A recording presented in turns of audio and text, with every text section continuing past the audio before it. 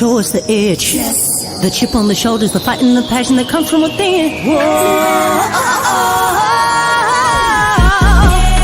Try to win on every level. Yeah. Expectations high. Gotta show them you can fly. Play harder, better, smarter. Baby, put the league on notice. Show me the edge, yeah. Play with the edge, yeah. Show me the edge, yeah. Play with the edge, yeah. Show me the edge, yeah. Show me the edge, yeah, yeah. Whoa, done seen the walk of shame enough. Wanna see the walk of winning time to come up and bring out the apple. Don't every play, every possession. How bad you want it, love, do you want it all? This ain't a blood of love, built for something greater. Attacking all obstacles, coming for the ring, my precious. You got the juice, the will, the heart, the fire. Show 'em the proof, show 'em that it shall be done. Show me the edge, yeah, yeah, yeah. Play with the edge, yeah. Show me the edge, yeah.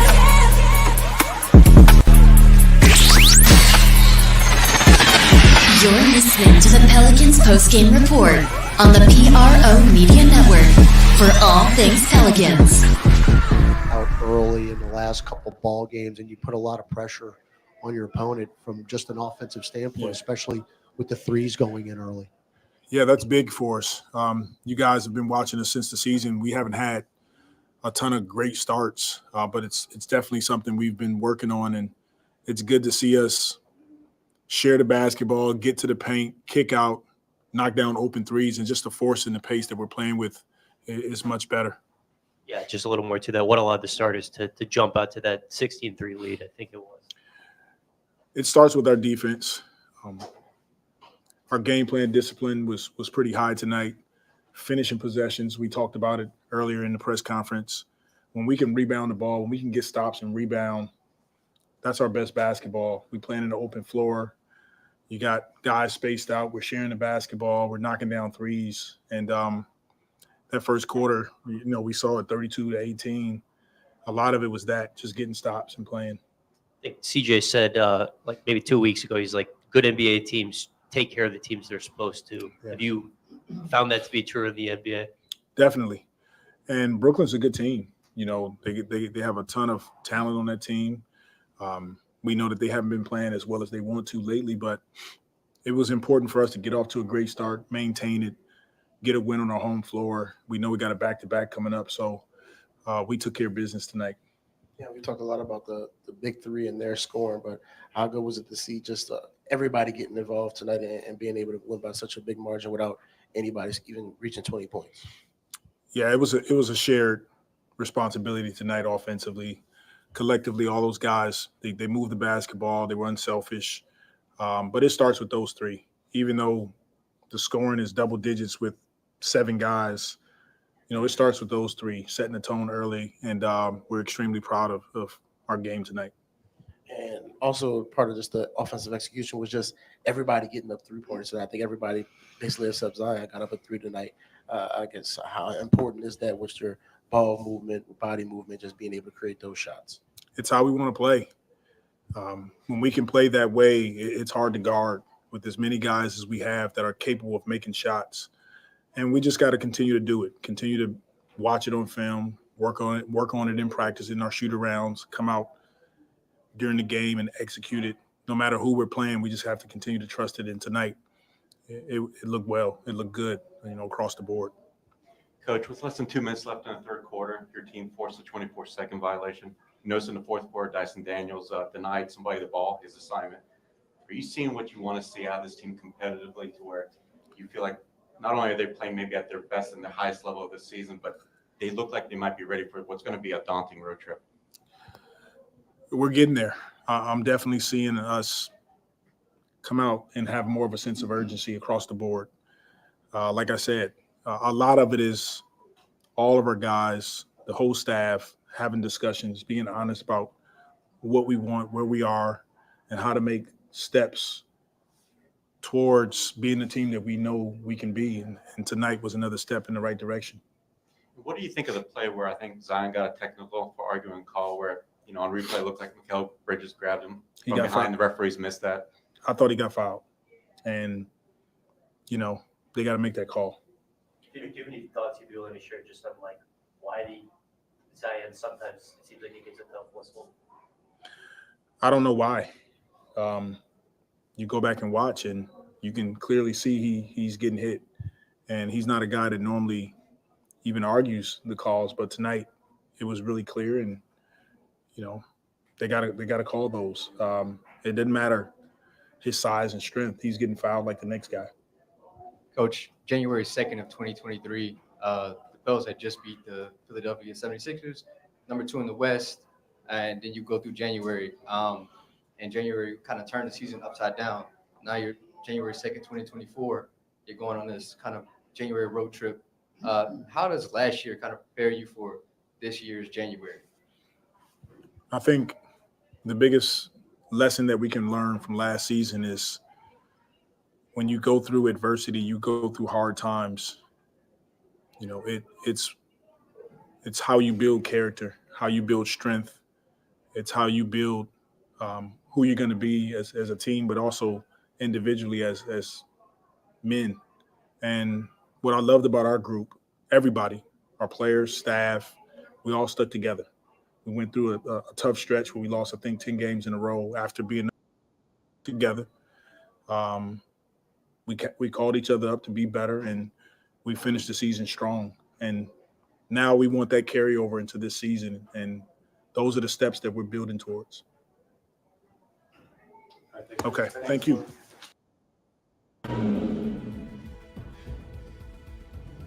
Now that's how you supposed to drive. From now on, that's how you drive.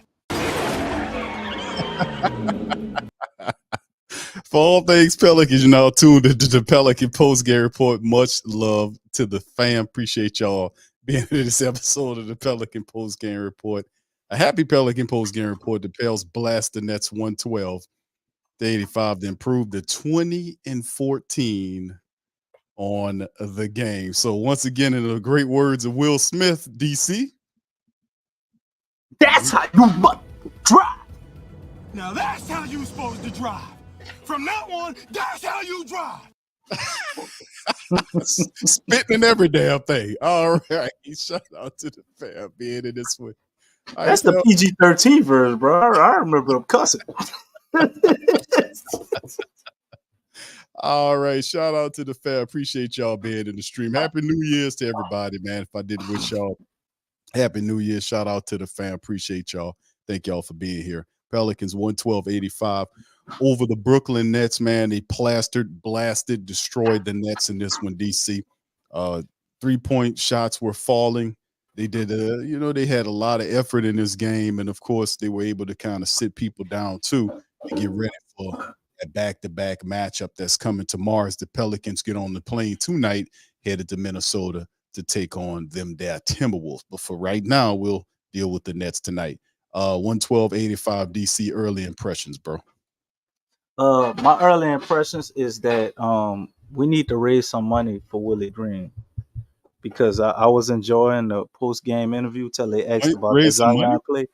Yeah, man, he needs some money so he could speak out against the officials with confidence, right? He had too much compassion on that official, bro. DC, he gonna keep put that money in his damn pocket, bro. Man, Willie said they gotta make that call. Man, he sounds so scared saying that, bro. Like, damn, Willie, it's all right, bro. You gotta get fined, Willie. Like, they grab Zion by the top of his shoulders and stuff.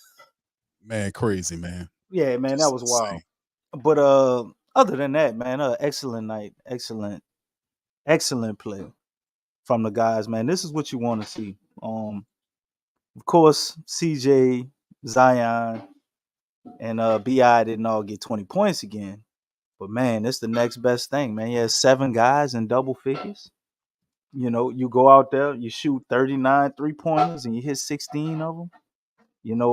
They started out the game out the gate, man. Just punched and pulled nets all upside their head, bro.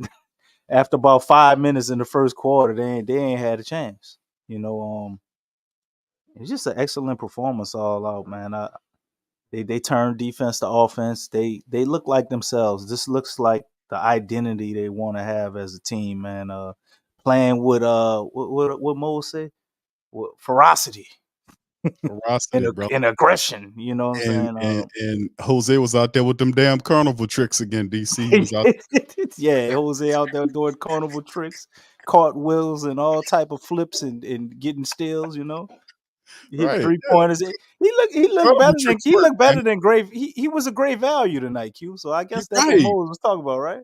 Oh, sometimes that great Great value is value, good, right? man. Shit, that great value will get you through some tough times, brother. Hold on now. 2 games in a row, Mose. Sometimes them carnival tricks are actually entertaining, bro. You know that. I think he heard you, Mose.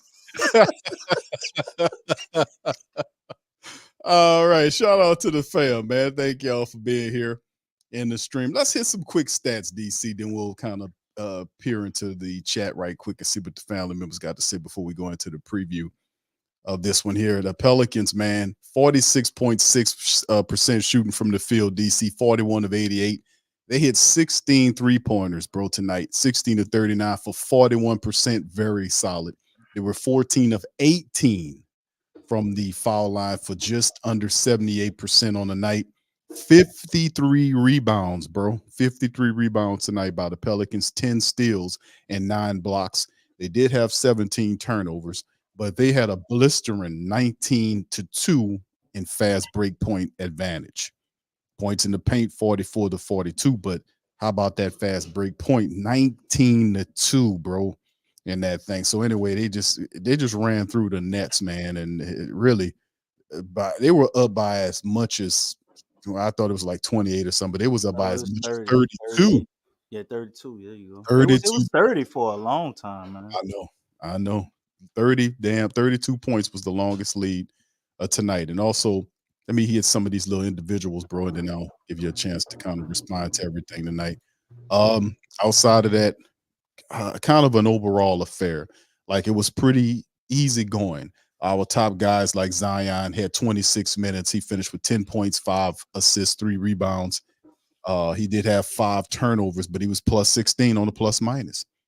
BI, 12 points in 25 minutes. He was 5 of 9 from the field, was perfect from the 3-point line, 2 for 2, 5 assists, 5 boards for him, plus 20. 14 for Herb, who knocked down 2 3-pointers. He was 5 of 10 from the field in 24 minutes. Herb back, Q. He out that funk. Love that, DC. 14 points from him. Anything he can give you offensively is a bonus. He was plus 19 tonight. He led everybody. And then, of course, you look at the Big V. He was a double-double guy in 20 minutes, DC. He was perfect. 5 for 5 from the field. He hit a 3-pointer, and he finished with 11 points and 12 rebounds, plus 17. CJ was cooking in that thing. He led everybody in terms of points. 16 points, 6 of 11 from the field, 4 of 8 from downtown, 16, 5, and 6 rebounds for him, plus 12 with him. And then off the bench, we've seen everybody. They emptied the bench tonight. We even seen KLJ play out there today. They emptied the bench. They got Jayhawk going. He had 26 minutes off the bench. He led everybody. He finished with 11 points in the matchup. He had 2 blocks as well, 2 of 8 from downtown, but he had a pretty damn good effort all the way around. 11 points. He was plus 14 on the plus minus. Then you had 13 points from Jose Alvarado, 22 minutes. He was 4 of 9 from the field, 3 of 6 from downtown. You was plus 16 tonight, DC. 7 for Dyson in 20 minutes. Dyson was out there doing this thing. He was plus 5, but he had 3 assists, a couple of rebounds. He finished with 7 points. He had his guys out there watching him from the land down under. And then other performers, Najee Marshall got 16 minutes, finished with 6 points and a couple of boards. Larry was out there doing what Larry does. Plus 10 for him. Najee was plus 8, 6 points for Larry, 8 rebounds and a couple of steals out there, just doing what Larry Nance does, man. We definitely missed him, man. Right. He just is showing you that he is back in full effect. Everybody got an opportunity to get out there and play tonight. it was one of those games, and rightfully so. The Pelicans needed to kind of conserve some of their big guns as we get ready to travel and for tomorrow's matchup against the T-Wolves. But for right now, DC, talk about the individual and some of the statistics that you've seen that you like. Well, first off, man, when I looked at the fact that Herb and CJ combined took more shots than Zion and BI put together, all I could think about was that Vince Lombardi sound clip. What the hell is going on out there? Like, what is that? And then you look at the score, man, 112, and you look all the way down the line of the roster and how they were able to do it. And the telling sign was the fast break points, man. 19 points on a fast break. They were just getting out and running. They give Zion the ball in the paint, man. If they double him, he kick it out. Everybody's making the right plays, and it's like a game of hot potato, bro. Just make the right play, and whoever got the shot, take it. And it worked. This brand of basketball, if we can play like this consistently, will be effective against anybody. Now you're gonna have nights like we're going against Minnesota. You playing out on the road, so I don't know if Jose is gonna give us 13 points and hit three. What do you hit? 3 3-pointers or whatever. So some of those guys might not be able to give you that same effect, but the fact that they're willing to share the ball, man, and kind of look for the hot hand, I think that's how we have to play.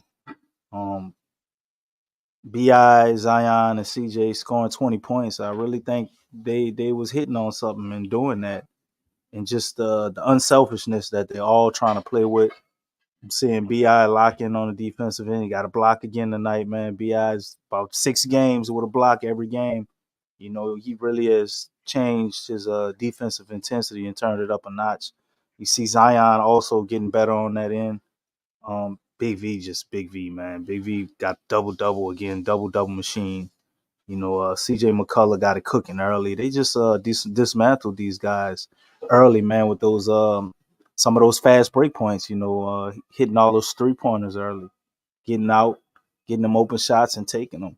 And I really love what I was seeing. I felt like I felt very, very joyful, like my man Slim South said. He said it was a lot of joy watching this game. Yes, it was, man.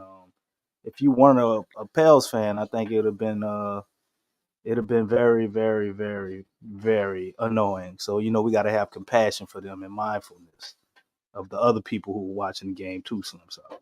But nonetheless, man, we played together as a unit.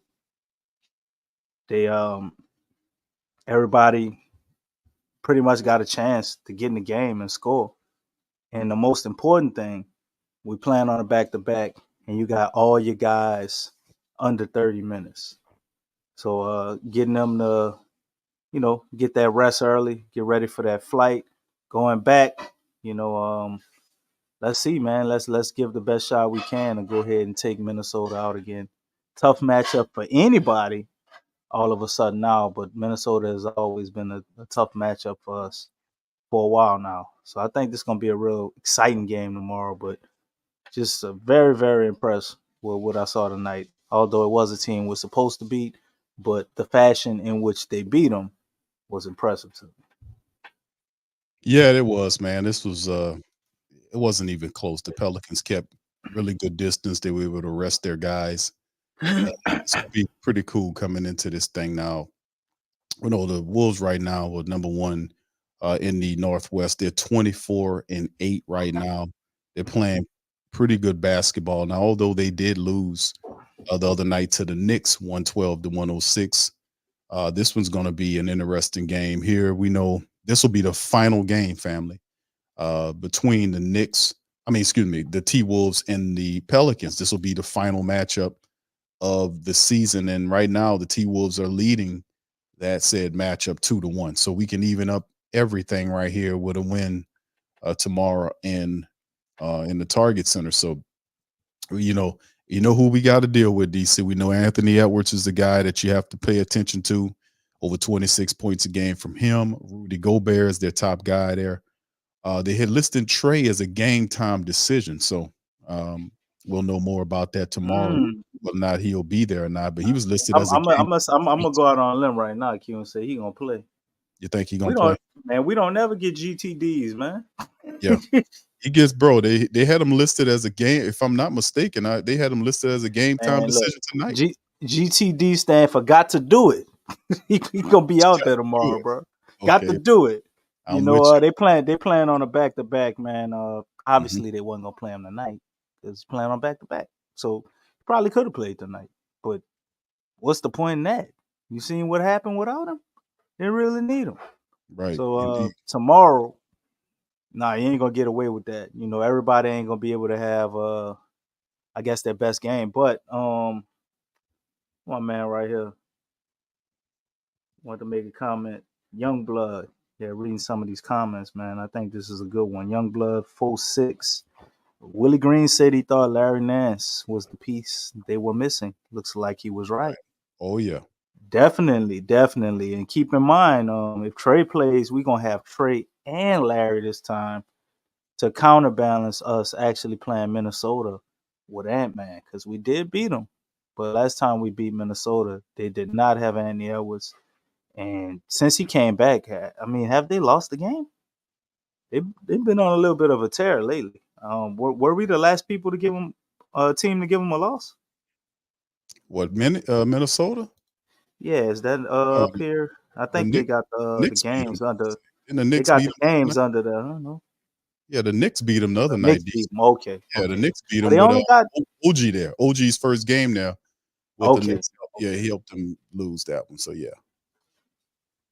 Well, I know they're like 24-7 or 24-9, something like that. Got a hell of a record, man. It's not gonna be an easy game. Right. You got to do multiple things to be able to win this game. I think rebounding is gonna be huge. The team to win on the boards, I think is gonna come out with the victory in this one, because Minnesota don't play with that as well, and we have problems sometimes. You know, rebounding and giving up offensive rebounds against bigger teams. Although for some reason, Rudy Gobert seems to give everybody in the league trouble, except for Zion. Man, I don't know what it is. He can't stop Zion to save his life. So we got that going in our favor. And we also, as you see the standings right here, we moving on up, Q. Yes, we are, bro. We moving on up, man. We need to cue that George Jefferson, bro. We moving on up to the Western Conference. Yeah, we got a lot of work to do, DC. But deluxe spot in the sky. But we got to. I can see why you play the guitar, brother. Oh, we're moving on up. All right, all right.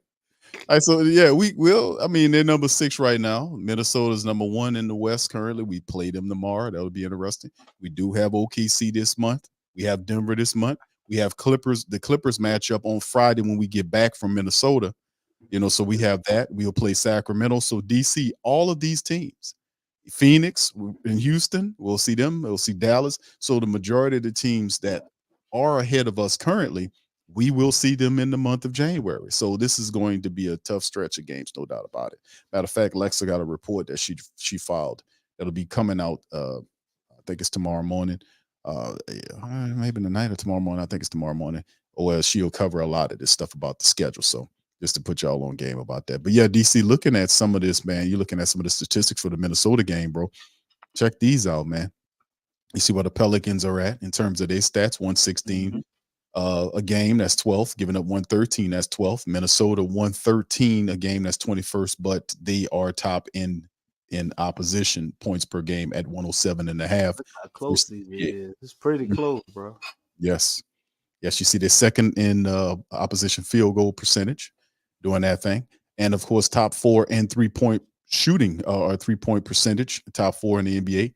8th in foul attempts there, as you can see, and free throw percentage, they're top 11. 13 in the game. Rebound Pelicans are 12th. And then, of course, you scroll all the way down. You see the Pelicans doing their thing. Top 3 in the NBA in steals. The Wolves are top 6 in terms of block. No surprise when you got Rudy Gobert there. And you can look at some of the really good stats that the Pels have. DC 48+% field goal shooting. That's top 10 in the NBA. Top 10 in opposition field goal percentage as well. Top 5 in free throw attempts. Top 5, 27.7, but free throw percentage, DC, is 25th with just over 76%. So you top 5 ain't getting them, but you're 25th ranked team in terms of But percentage. still, you talking about, man, like, man, it's crazy the talent in the league, man. The difference between some of these statistics and them being in front of them, you're talking about tenths of a percentage, man. Mhm. That is crazy. But yeah, free throw percentage, I think that's one we got to do better at, man. I didn't realize we were 5th in attempts. That's pretty damn good. We got to make more of those, man. We need to be at least middle of the pack. Right. We We got to can't be make 25th on percentage, but shooting we're shooting 75%, so that's still not the worst. You like to bump it up to about 78, 79. But nonetheless, all they gotta focus on is tomorrow night. So they can hit their free throws tomorrow night. Then none of that ain't gonna matter. You know, got Mike Conley, everybody healthy. So they got their full starting lineup, man. Jaden McDaniels, Paul Anthony Towns, Rudy Gobert. They got NAW on their bench, man. It's been playing pretty good for them too. Nas Reed always has big games against us. Got Yeah. slow mo over there. Yep. You know, man, we gonna get the full Shake Milton plate off the tomorrow, bench. man. So this is going, Shake Middleton, can't forget about Yeah. him. He's definitely a good piece. Yeah. Pretty solid all the way around team, man. And we Yeah. gonna have a nice test. Nice test tomorrow, man. This newfound sense of urgency and mindfulness and compassion and joy the Pelicans are playing with, man. Don't It's gonna be forget put to the test. Don't forget the red banner, which outweighs the blue banners on the opposite wall, which was together. Okay. So, Okay. yeah. So Okay. remember I showed you that. We solved the mystery of the opposite wall. You know, with Yeah. banners on the opposite wall, and I So showed they're gonna have to put the mindfulness, compassion, and joy all together to be that's able to on get the victory, right? that's on the opposite wall. The wall that you never see is they got a red banner. There's 2 big pictures in the corner, like it's 2 big ass Who are the pictures. pictures? Who are the pictures? It's players. You know, it's like Alvin basketball. Gentry? No, it's not like somebody standing. It's smiles like basketball pictures up. I'm gonna show them to you one of these Okay. days, and Okay. then but there's a big red banner there that says together, and that's the one that you see. That's I think it's right beyond the one of the basketball goals on the left hand side that we never see. So yeah, that's I kind of solved the mystery of that as well. So anyway, Marley Mall says, do the Pelicans still make a trade before the deadline here? That's a good question there. We talked about this on the Yeah, other show. Marley. They have to. There's no reason for us to go into the luxury tax for Kyra Lewis. Like, I mean, he's pretty much don't matter if he play or not in terms of us winning. So because of that, I think they have to pull off some type of trade. Now, will we get rid of Big V? Will we be trying to trade a That's the BI, question. Zion, or CJ? You know, if they continue to play like this, man, and before the trade deadline, you're looking at the Pels in the top 4. I don't think they do anything like that. But we could pull off a trade to get an additional piece and move off Kyra. We're definitely doing that. Even if we got to give up a first round draft pick, Yeah, they probably definitely gonna do that. Now, what we could get back with that first rounder, I don't know. So will we be willing to trade a guy like Najee and Kyra to actually get a meaningful player back? yeah. If they're not, you can't let them walk out of here for nothing, especially Najee. But a If you're first not, round pick though? I don't know for a first Maybe round. we should just buy Kyra out and keep our pick. Look, this is the thing I'm seeing, DC. The biggest, I guess, if you have to prioritize them, Valanciunas would be the biggest chip there because they try to come to a consensus or whatever, a agreement before the season started, and then it just fell apart. They couldn't make the numbers work. Val didn't like what they were offering, so the talks were off. Then it came out that he was placed on the trade block. So that's what they had. That I mean, Val's been playing really well, and whether or not the Pelicans say, "Hey, you know what? He showed them enough for them to kind of make that money closer to what he wants. Maybe not 100% of what he wants, but kind of move maybe 80%, 85% close to what he's asking for, perhaps." to kind of schmooze him to kind of sign a deal or whatnot.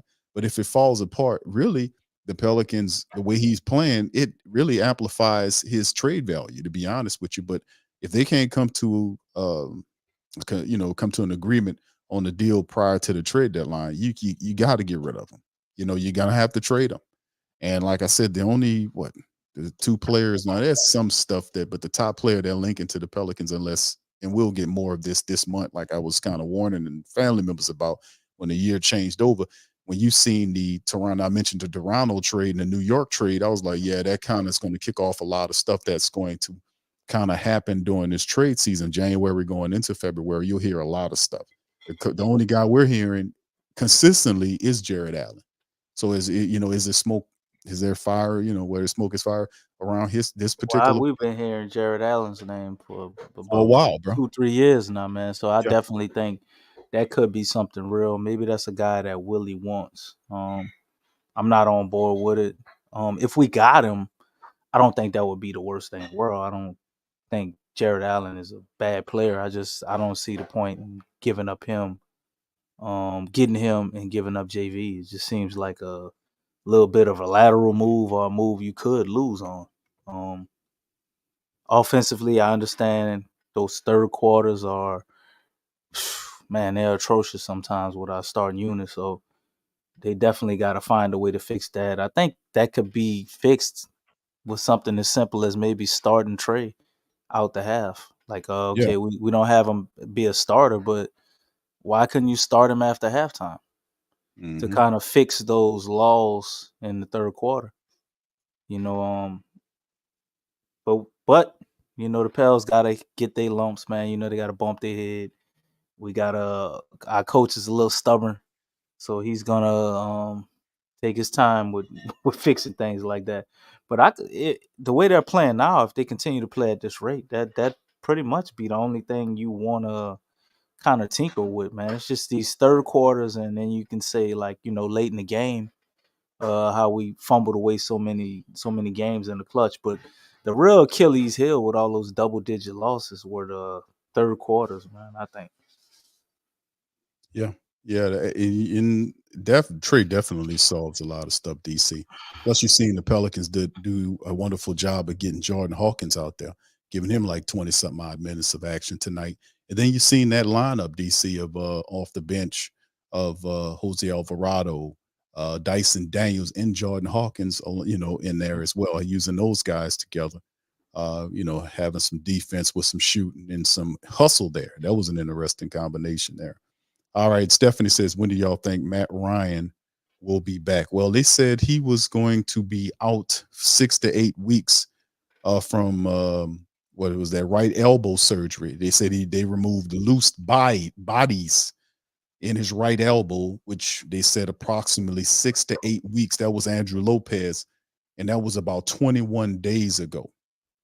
So 6 to 8 weeks, and that was 21 days ago. DC, that time frame don't really put him where does that span him out if we use that 21 days, 6 to 8 weeks, and that was 21 days ago when Andrew Lopez put that out there. What would that put us at? Well, I mean, we talking business days or just regular days? Just kind of updating that timeline. That's what I would see us realistically having another 2 to 3 weeks before we could have a conversation about him potentially returning. That was 21 days ago. 21 days ago. Yeah. Yeah, it's still a while, man. Don't worry though, he ain't going nowhere. Yeah. Matt Ryan, I think when he does come back, he's definitely gonna get minutes. I don't think Willie that crazy. Yeah, his hustle plus his shooting ability. That's gonna And, be and I kind of think it's a blessing in disguise because when he comes back, we're looking to potentially be, around the All-Star break, after the All-Star break, right? Mhm. I think that could work in our favor down the stretch, man. Going into the playoffs, where you got somebody that they maybe ain't been watching so much. If he kept lighting it up the way he was lighting it up, maybe it's harder to. Maybe we get him. He comes back, he shows he still can play, and we sign him to a contract immediately or something. I think it's gonna wind up working out in our favor this way. by him missing a lot of his time because the way that dude was shooting, man, you talking about what he was taking about maybe 6 or 7 attempts a game, shooting them at like 50%. Mhm. That was crazy, man. And he carried that for what, a stretch of maybe 15 games or so. Something like that. Yeah, Was he's games, yeah. pretty hot, man. Pretty hot. Yeah, he fits, man. You just put him in there, man. I think but this year, man, the Pelicans have really been fortunate, really blessed by these free agents that they picked up. You're talking about Jeremiah Robinson Earl and what he, his hustle ability and what he brought in there, and then Matt Ryan, what he's done, and then the Jordan Hawkins doing his stuff. You've seen maturation in several players. You see Dyson Daniels when he's in rhythm, him knocking down shots. Man, Dyson, he got to get the braids. He got to get the braids back. When he had the braids, he was a lot more aggressive. Need to get back with that chick from Uptown or whoever he was with, bro. Back getting his hair braided. Yeah, I like he didn't do too bad. He didn't do too bad tonight. Yeah, he didn't do too bad. He had his people there watching him, man. So he had to put on the show for him, bro. They come that far. You can't be having 2 points and shit. He had to step up and do his to see Dyson get 2 points and 4 rebounds, bro. Nah, you got to step it up. I'm glad he did step it up on that way. All right, Mary says, let me ask this question. Who do we trade JV for that makes us way better? Nobody. Yeah, that's what I'm saying. You know what? Unless we're doing imaginary trades and trying to trade people that aren't in the conversation for being traded.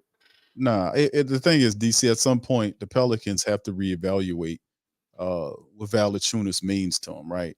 And we talking about in terms of dollar value too, to see if those two can't, bridge the gap, so to speak. And of course, we know we have some money stuff that we have to look at down the line, but you can't pay everybody. But Valanciunas is he's a top 5, top 10 big in the NBA. Very skilled. The guy hits threes. If you get him going early, like he hustles. He's in there fighting. He blocks shots. He don't block shots at the rate that you would expect a guy, that size does. But he passes. He shoots the threes. He's a hustle guy. He gives effort. And then if you get him involved offensively early, then his defense improves. So they might have to kind of look at that, man, because your perspective, your eval got to change, man, between what you've seen early in the year when the contract negotiation broke out before the season started, and then what you see right now is definitely a difference. Now, a lot of that could be motivated for him to get a big deal because most of these times, some of these guys do this, but Bell's been an available big guy that's been there for a while doing and putting in work for the Pelicans. Even when other guys were hurt, Bell was out there putting in work. So they got Trey and Jalen, they got some thinking to do on that, man, and maybe they can kind of bridge that gap. But if they can't, y'all know this is a business, and y'all know what we got to do. So yeah, it could also be a situation where the Pels could be looking at it to be addition by subtraction. There's conversation of wanting to get Trey his contract and starter minutes and all of that. Right. Well, us being realistic, man, we know that has to come at the expense of somebody, right? Yeah. Who that is, we don't know yet. We like to hope and maybe wish that we can keep everything intact. But if Trey continues to play on the trajectory we expect him to, it just ain't gonna be enough money for everybody whenever they decide to do that. I don't know if maybe they can convince him to take a smaller deal before taking a big one or whatever. But maybe Big V is a casualty in the fact of that, because you can't realistically ask Big V to come back and play for less than $15 million a year. $15 million a year for him is basically a bargain. So maybe they're looking at that. But then if we do that, then getting a guy like Jared Allen wouldn't make any sense to me.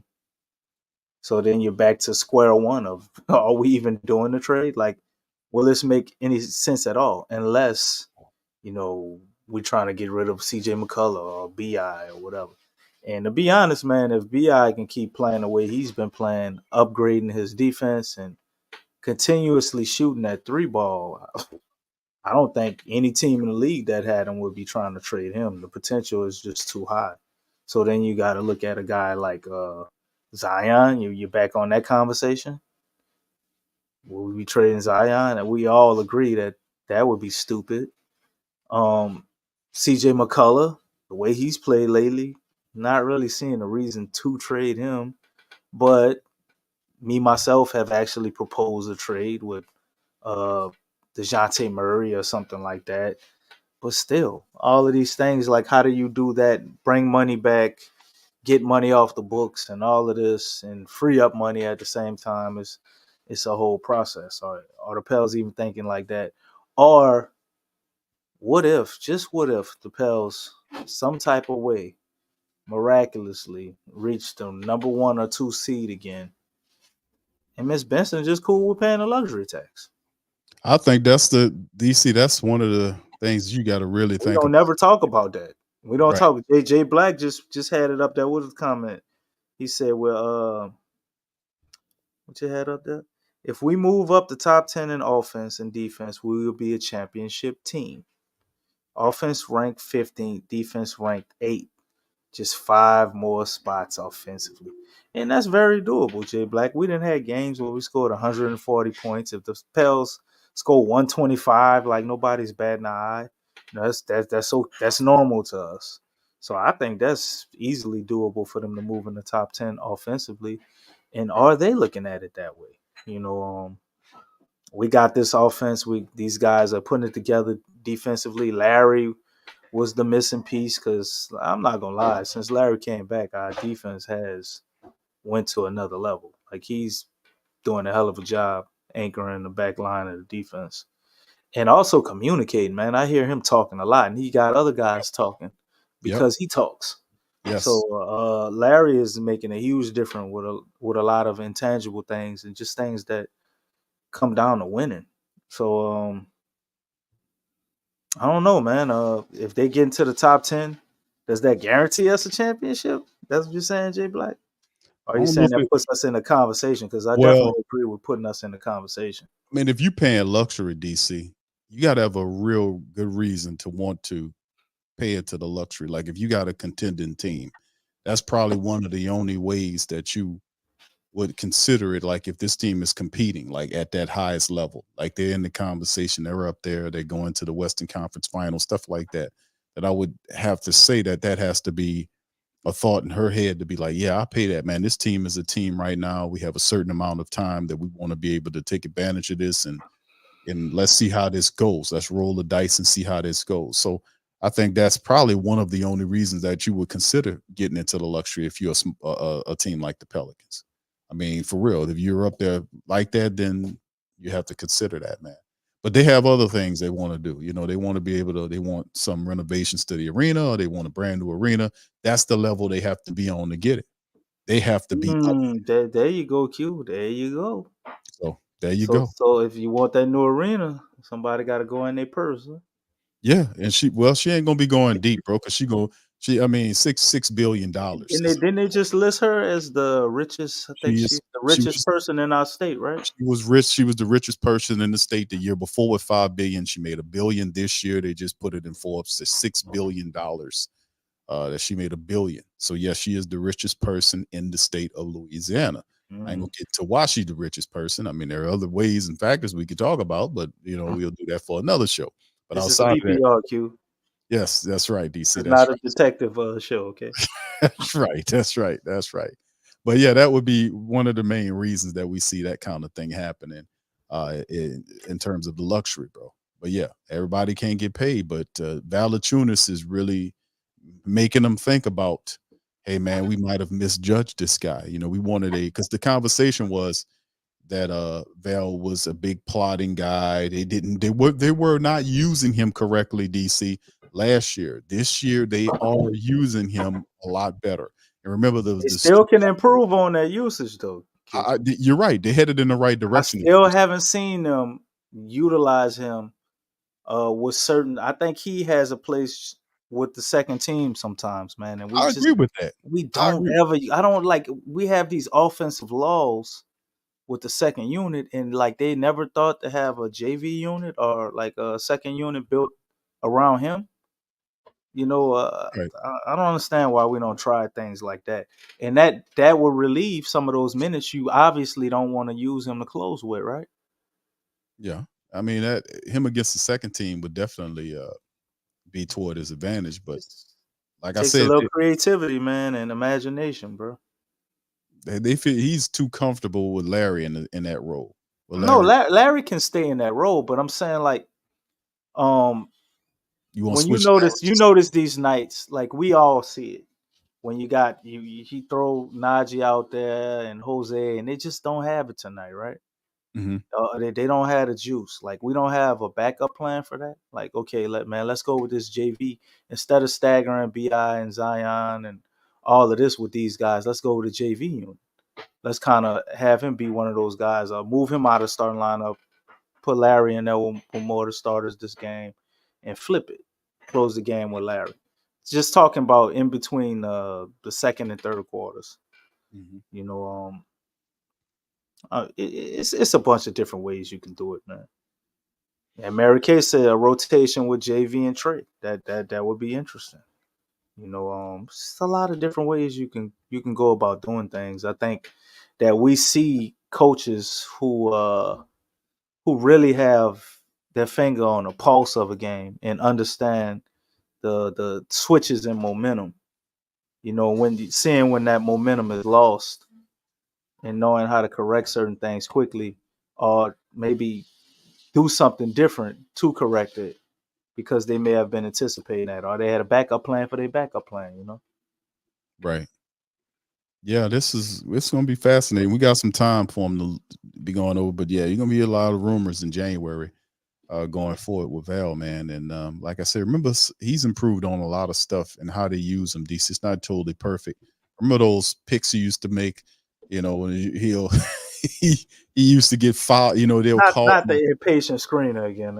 Dude, they would always foul and hit them with the foul on that. He's gotten so much better.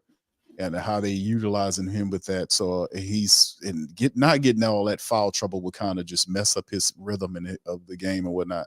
But like I said, they still are kind of far off and getting to where they could totally be able to fully utilize him the correct way.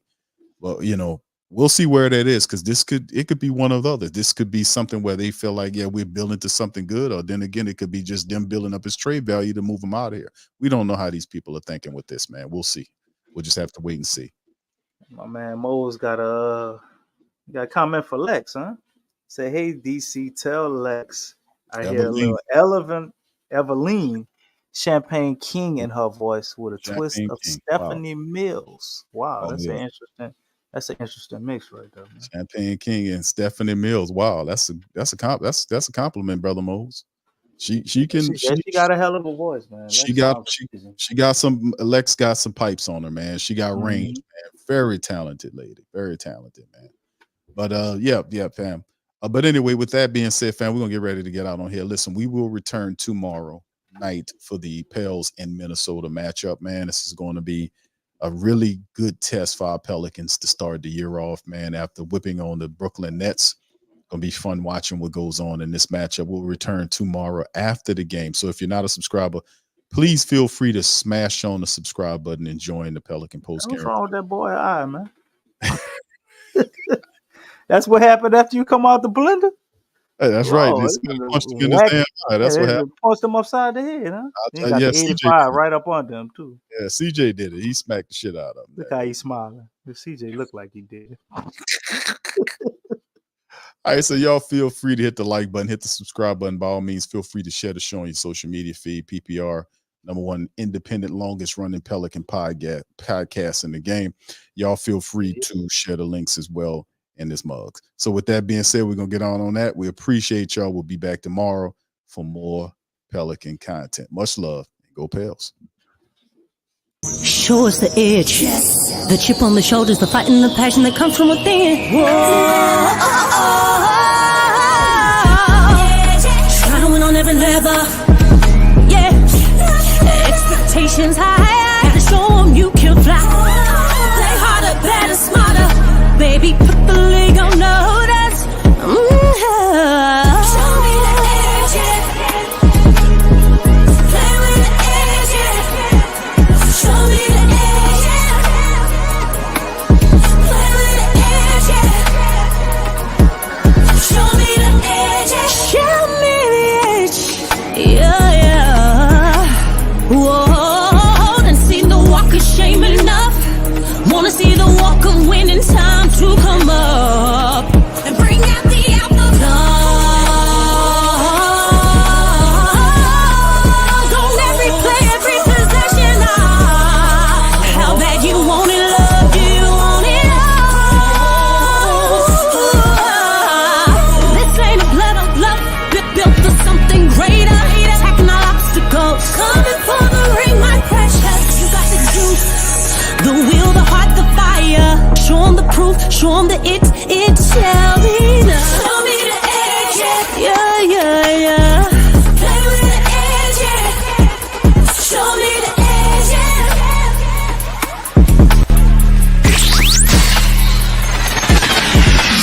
listening to the Pelicans Postgame Report on the PRO Media Network for all things Pelicans.